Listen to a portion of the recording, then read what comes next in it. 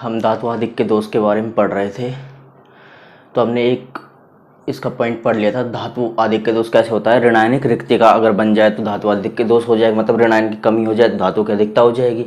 दूसरा इसका पॉइंट है धातु परमाणु की अधिकता के कारण धातु आदिक के दोष। अगर धातु परमाणु क्रिस्टल में किसी तरह से ज़्यादा हो जाए तो भी क्या हो जाएगा, धातु का आधिक्य हो जाएगा। इसके लिए एक एग्जाम्पल लेते हैं। देखो जैसे एक क्रिस्टल बनाया,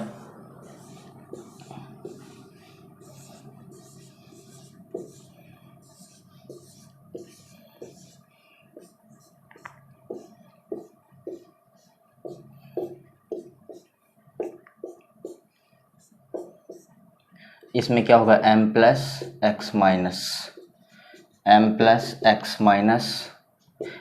के नीचे x माइनस आएगा, x minus M plus X minus M plus, इसके नीचे m plus X minus M plus और x माइनस। अब क्या होगा, इस क्रिस्टल में किसी भी तरह से बाहर से कोई भी धातु मतलब पॉजिटिव चार्ज वाला आकर इन अंतराकाशीय स्थानों में आकर जुड़ जाएगा। बाहर से कोई भी पॉजिटिव आयन मतलब धातु परमाणु क्या हो जाएगा, धातु परमाणु की अधिकता करनी है तो कोई भी बाहर से धातु परमाणु आकर इन अंतराकाशीय स्थानों में जुड़ जाएगा। लेकिन हमको चार्ज को बैलेंस रखना है, तो आवेश के संतुलन के लिए, चार्ज के संतुलन के लिए एक इलेक्ट्रॉन भी इस धातु परमाणु के साथ एक इलेक्ट्रॉन भी इन अंतराकाशीय अवकाशों में आकर, अंतराकाशीय स्थानों में आकर जुड़ जाता है। तो धातु परमाणु क्या हो जाएगी, इससे अधिकता हो जाएगी। और देखो एक अयुग्मित इलेक्ट्रॉन होगा इसमें, तो मैंने तुमको बताया था अयुग्मित इलेक्ट्रॉन है, इस कारण ये चालक क्या होंगे, विद्युत के सुचालक होंगे, मतलब चालकता प्रदर्शित करेंगे। विद्युत के क्या होंगे, सुचालक होंगे या फिर चालकता प्रदर्शित करेंगे। और जिसमें भी अयुग्मित इलेक्ट्रॉन पाए जाते हैं वो कैसे प्रकृति के होते हैं, अणुचुंबकीय। ये बताएंगे तुमको, हमारा आगे टॉपिक आएगा ठोसों के चुंबकीय गुण, उसमें पढ़ना है। अणुचुंबकीय के बारे में पढ़ना है। अणुचुंबकीय का मतलब क्या है, जिसमें अयुग्मित इलेक्ट्रॉन पाए जाते हैं ऐसे पदार्थ अणुचुंबकीय गुण दर्शाते हैं। और एक बात और बताई थी, इलेक्ट्रॉन कण चालकता होगी। इसके अलावा इलेक्ट्रॉन कण क्या होता है, रंग भी होता है। तो क्रिस्टल क्या दर्शाएगा, रंग भी दर्शाएगा। इसका एग्जाम्पल क्या होता है, इसका एग्जाम्पल होता है ZnO, zinc oxide. Zinc oxide क्या होता है, ये व्हाइट कलर का होता है। बाद में ये कैसे कलर का होगा, व्हाइट कलर का होता है, सफेद कलर का होता है। जैसे ही अंतराकाशीय स्थानों में इलेक्ट्रॉन आते हैं तो ये व्हाइट कलर से किस कलर में चेंज हो जाता है, पीले कलर में। तो ये रंग के लिए क्या उत्तरदायी होते हैं, इलेक्ट्रॉन उत्तरदायी होते हैं। दोबारा से देख लो पूरे को। एक क्रिस्टल लिया हमने, धातु परमाणु की अधिकता कारण धातु अधिक के दोष पड़ रहे हैं, तो धातु परमाणु अधिक होना चाहिए। तो क्या होगा कि क्रिस्टल में इन अंतराकाशीय स्थानों में बाहर से कोई भी धातु परमाणु आ जाएगा। इस धातु परमाणु में आवेश का संतुलन करना, प्लस चार्ज आ रहा है एक्स्ट्रा, तो इसके साथ साथ एक इलेक्ट्रॉन भी आ जाएगा इन अंतराकाशीय स्थानों में। तो इलेक्ट्रॉन कण ये विद्युत के चालक बन जाएंगे और अणुचुंबकीय प्रकृति के बन जाएंगे। मतलब अणुचुंबक मतलब है कि अयुग्मित इलेक्ट्रॉनों का पाया जाना, ये आगे पढ़ेंगे। इसके अलावा मैंने तुमको कल बताया था कि इलेक्ट्रॉन आगे आने से क्या दर्शाते हैं, रंग दर्शाते हैं। जैसे एग्जाम्पल ज़ेनॉन जिंक ऑक्साइड सफेद रंग का होता है। जैसे ही इसमें इलेक्ट्रॉन, अयुग्मित इलेक्ट्रॉन की उपस्थिति होती है तो कैसे रंग का हो जाता है, ये पीले कलर का हो जाता है। ये हमारे खत्म हो गए दोनों टाइप धातु परमाणु की अधिकता वाले। अब देखो आगे,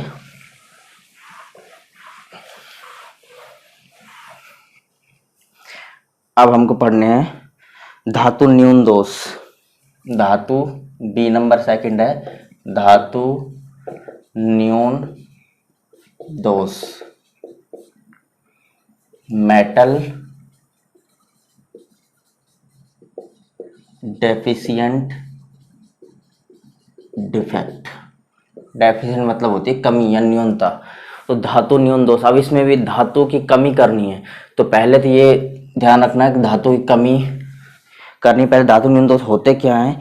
तो इस प्रकार के दोष में क्या होगा, इस प्रकार के दोषों में धातु की परमाणु की कमी हो जाएगी।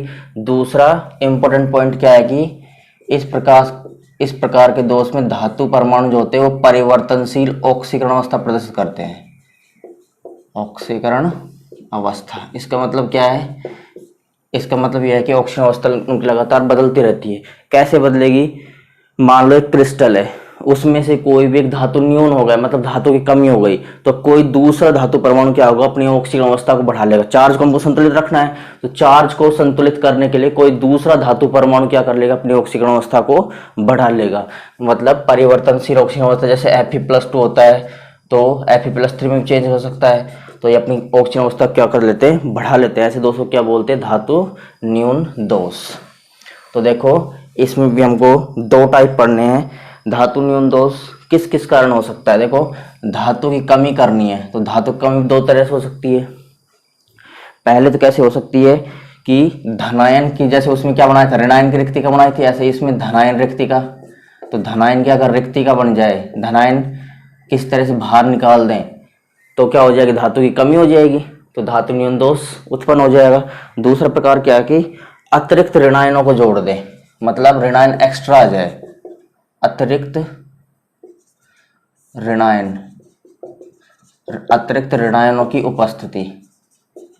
अगर किसी तरह से अतिरिक्त ऋणायन आ जाए क्रिस्टल में तो भी क्या हो सकता है, ऋणायन की अधिकता हो जाएगी, धातु परमाणु की कमी हो जाएगी, तो क्या उत्पन्न हो जाएगा, धातु न्यून दोष उत्पन्न हो जाएगा। तो ये हमारे धातु न्यून दोष के दो टाइप पढ़ने, धनायन रिक्तिका बना सकते हैं तो धातु कमी, या अतिरिक्त ऋणायन की उपस्थिति दे सकते हैं तो धातु की कमी हो जाएगी। तो इसमें देखो पहले पढ़ेंगे पहला टाइप। देखो पहला क्या है, धातु धनायनिक रिक्तिका के कारण धातु न्यून दोष। धनायनिक रिक्तिका के कारण धातु न्यून दोष।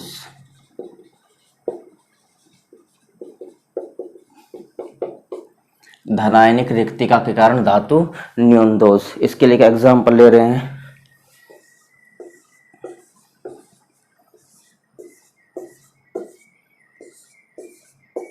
ये क्रिस्टल बना दिया,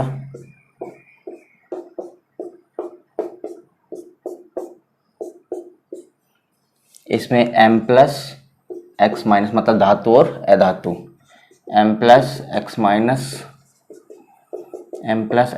देखो इसके नीचे क्या आएगा, X-, क्योंकि M+ के नीचे ध्यान रखना माइनस वाला है तो M+X-, फिर M+X-,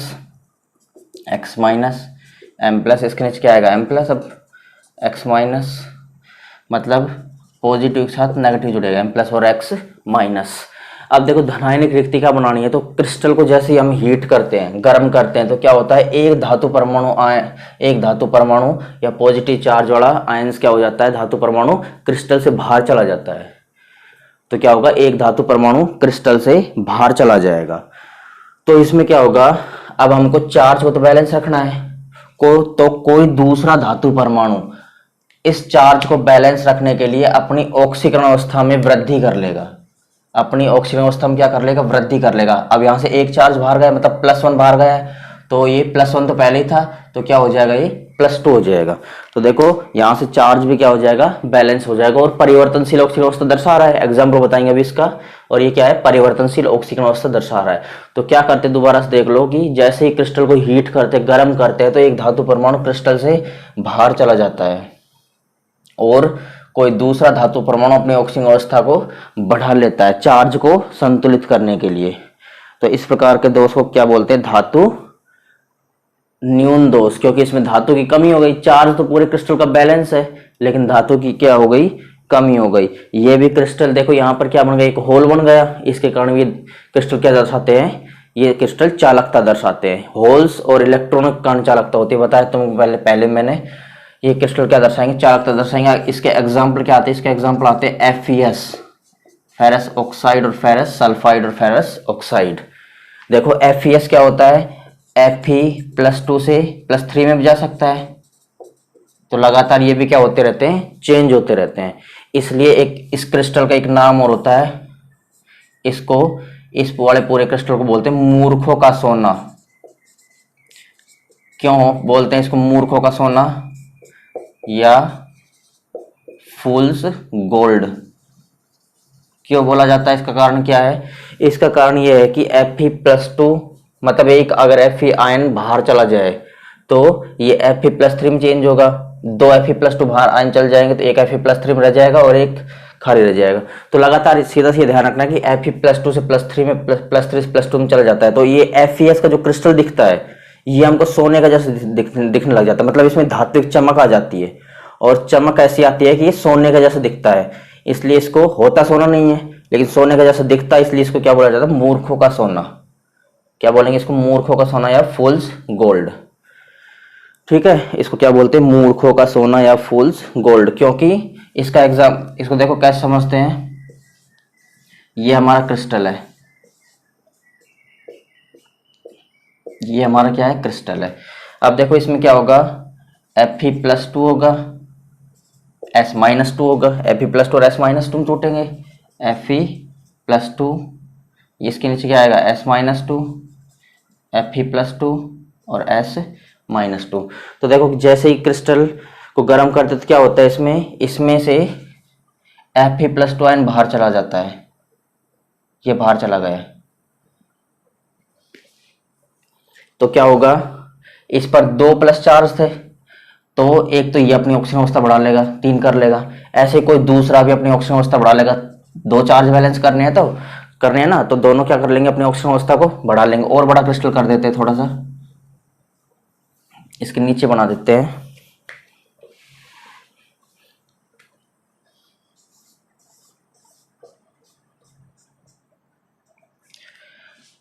देखो इसके नीचे क्या आएगा?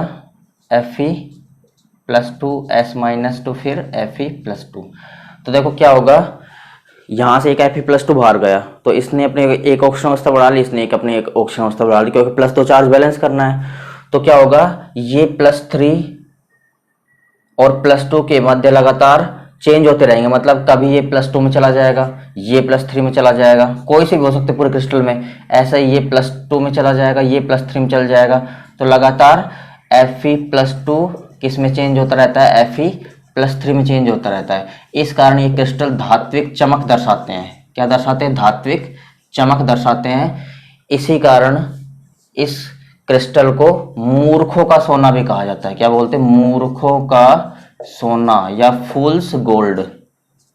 इसको लिखना चाहो तो लिख लेना नोटबुक में, इसको नोटबुक में लिखना चाहो तो लिख लेना, मूर्खों का सोना, फूल्स गोल्ड। ये हो गया हमारा FeS और FeO के एग्जाम्पल। तो ध्यान रखना, FeS क्या बोलते हैं? मूर्खों का सोना, क्योंकि इसमें धात्विक चमक पाई जाती है, सोने की जैसी चमक पाई जाती है। होता सोना नहीं है लेकिन सोने की जैसी चमक है, इसलिए क्या बोलते हैं इसको? फूल्स गोल्ड, मूर्खों का सोना। ये हमारा पहला हो गया कि धनायनिक रिक्तिका बनाई, किसी दूसरे ने आयन ने क्या बढ़ा ली? ऑक्सीजन अवस्था बढ़ा ली। एग्जाम्पल FeO FeS, और ये पूरा एग्जाम्पल इसका। अब दूसरा टाइप पढ़ेंगे इसका।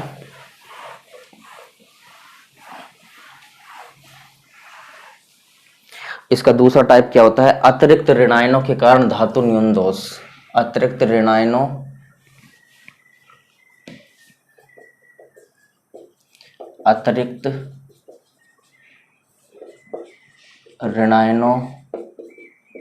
के कारण धातु न्यून दोष, मतलब ऋणायन अतिरिक्त हो जाए, एक्स्ट्रा हो जाए।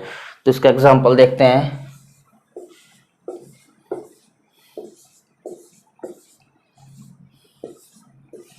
ये हमारा एक क्रिस्टल है,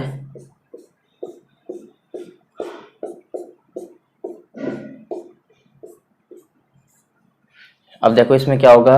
इसमें M+X- M+X- M+X- M+,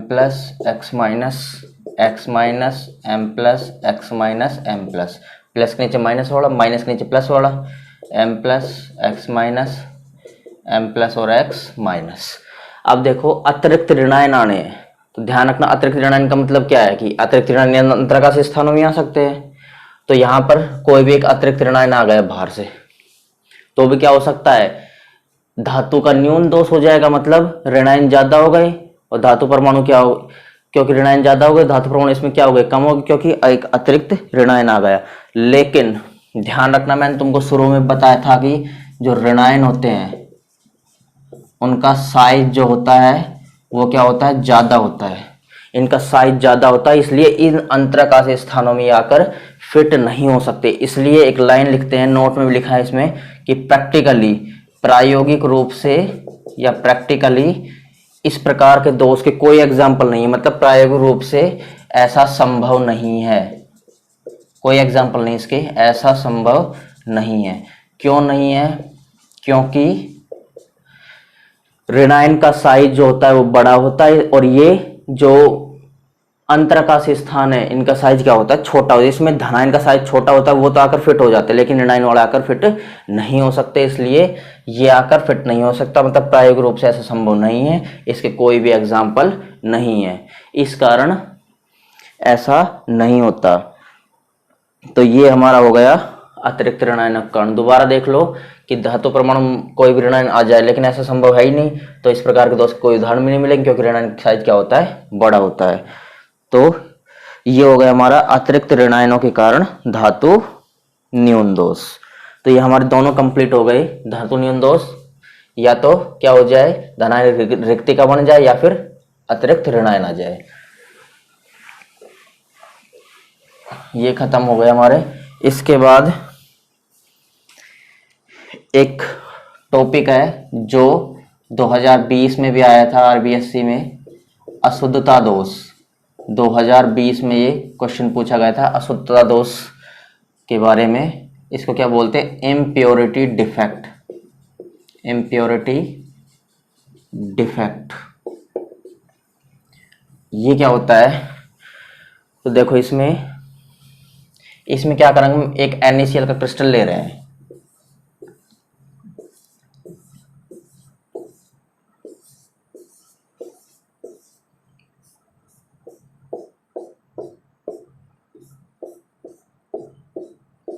ये हमारा NaCl का क्रिस्टल है। Na पर प्लस चार्ज होगा, Cl पर माइनस, Na पर प्लस और Cl पर माइनस चार्ज। Na इसके नीचे क्या आएगा? Cl minus Na plus, Cl minus Na plus, इसके नीचे Na plus, Cl minus, Na plus और Cl माइनस। तो देखो इसमें क्या होगा कि NaCl के गलित NaCl के क्रिस्टल ले रहे हैं। तो गलित NaCl के क्रिस्टल को हम क्या कर रहे हैं? हम इस NaCl के पूरे क्रिस्टल को हम इसमें अशुद्धता के रूप में हम या तो SrCl2 की अशुद्धि मिलाएंगे, या फिर CdCl2 की, स्ट्रोंशियम क्लोराइड या कैडमियम क्लोराइड की अशुद्धि मिलाएंगे। तो मान लो हम SrCl2 की अशुद्धि मिला रहे हैं, तो SrCl2 क्या देगा? Sr plus 2 charge plus 2Cl minus. ठीक है, तो क्या होगा कि जो ये धनायन है, सोडियम Na प्लस आयन है, इसमें 2 Na प्लस आयन क्रिस्टल से बाहर निकल जाते हैं, और उसकी जगह अशुद्धि के रूप में एक Sr प्लस 2 आयन, अशुद्धि के रूप में एक Sr प्लस 2 आयन एक Na प्लस के स्थान पर आ जाता है। एक Na प्लस के स्थान पर कहीं भी हो सकता है क्रिस्टल में। तो 2 Na प्लस आयन बाहर गए, अब मतलब प्लस 2 चार्ज बाहर गए, तो प्लस 2 चार्ज ही अंदर आना चाहिए। तो देखो Sr पर क्या चार्ज है? प्लस 2 चार्ज है, तो एक Sr स्ट्रोंशियम प्लस 2 आयंस आ गया अंदर, तो पूरा क्रिस्टल बैलेंस हो गया, चार्ज के रूप से संतुलित हो गया। तो अब देखो इसमें ये जो होल बना है ये किसके लिए उत्तरदायी होगा? ये उत्तरदायी होगा चालकता के लिए, क्रिस्टल की चालकता के लिए, मतलब इसमें से इलेक्ट्रिसिटी आसानी से पास हो सकती है। गलित क्रिस्टल लिया है तो तुम जानते हो गलित NaCl जो होता है उसमें से इलेक्ट्रिसिटी पास हो सकती है, ये पहले भी आया था क्वेश्चन एक। तो ये पूरा क्रिस्टल होगा वो चालकता के लिए क्या होगा? उत्तरदायी होगा। इसके अलावा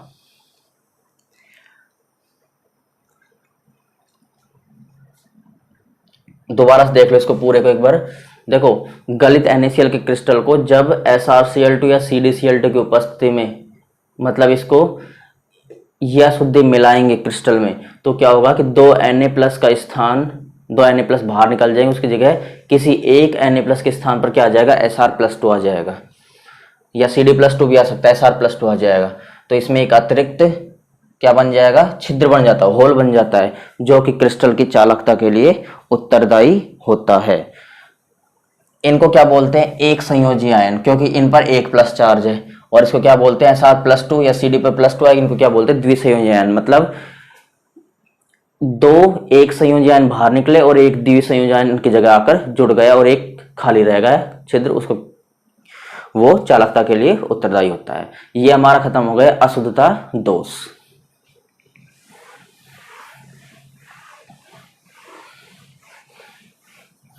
अब हम पढ़ेंगे ये हमारे पूरे जो हम परमाणविक दोष या फिर बिंदु दोष पढ़ रहे थे, परमाणविक दोष या बिंदु दोष पढ़ रहे थे, वो सारे कंप्लीट हो गए। अब हमारा दूसरा इलेक्ट्रॉनिक दोष, दूसरा क्या है हमारा इलेक्ट्रॉनिक दोष, इलेक्ट्रॉनिक डिफेक्ट, इलेक्ट्रॉनिक डिफेक्ट या इलेक्ट्रॉनिक दोष। तो इसके बारे में हम पढ़ते ही आ रहे हैं। तो ये इलेक्ट्रॉनिक दोष कैसे होगा, इलेक्ट्रॉनों व मुक्त इलेक्ट्रॉनों व मुक्त इलेक्ट्रॉन्स और होल्स के कारण, मुक्त इलेक्ट्रॉनों या मुक्त इलेक्ट्रॉनों के छिद्रों के कारण, होल्स के कारण, मुक्त इलेक्ट्रॉन पाए जाएंगे इलेक्ट्रॉनिक दोष में, या मुक्त इलेक्ट्रॉन या उसके मुक्त इलेक्ट्रॉन क्या पाए जाएंगे, छिद्र पाए जाएंगे, होल पाए जाएंगे, ऐसे बन रहे थे जो। तो इनके कारण इस प्रकार के जो भी इलेक्ट्रॉनिक दोष, जो भी चालक होंगे क्या उत्पन्न करेंगे, इलेक्ट्रॉनिक दोष उत्पन्न करेंगे। तो इसमें क्या होता है कि मुक्त इलेक्ट्रॉनों के छिद्रों के कारण उत्पन्न होने वाली त्रुटियां इलेक्ट्रॉनिक त्रुटियां या इलेक्ट्रॉनिक दोष कहलाएंगे। इन त्रुटियों के कारण क्या होते हैं, क्रिस्टल तुमको अभी बताया विद्युत चालकता प्रदर्शित करते हैं। तो देखो सीधा सा ये आगे भी आएगा, हमारे इलेक्ट्रॉनिक दोष में क्या होगा कि हमको मुक्त इलेक्ट्रॉन मिलेंगे या फिर मुक्त इलेक्ट्रॉन के छिद्र मिलेंगे, तो उसके कारण इलेक्ट्रॉनिक दोष या इलेक्ट्रॉनिक त्रुटि उत्पन्न होगी। और ऐसे क्रिस्टल देखो इलेक्ट्रॉन आ गए या होल्स आ गए, उसके कारण क्या होता है, चालकता दर्शाते हैं, तो चालकता दर्शाएंगे। बस इतना सा है हमारा इलेक्ट्रॉनिक दोष के बारे में। ये हमारे खत्म हो गए दोनों, ये हमारे सारे ठोसों में दोष खत्म हो गए, ठोसों में अपूर्णता या दोष सारे खत्म हो गए। इससे आगे हम कल करेंगे अगले वीडियो में।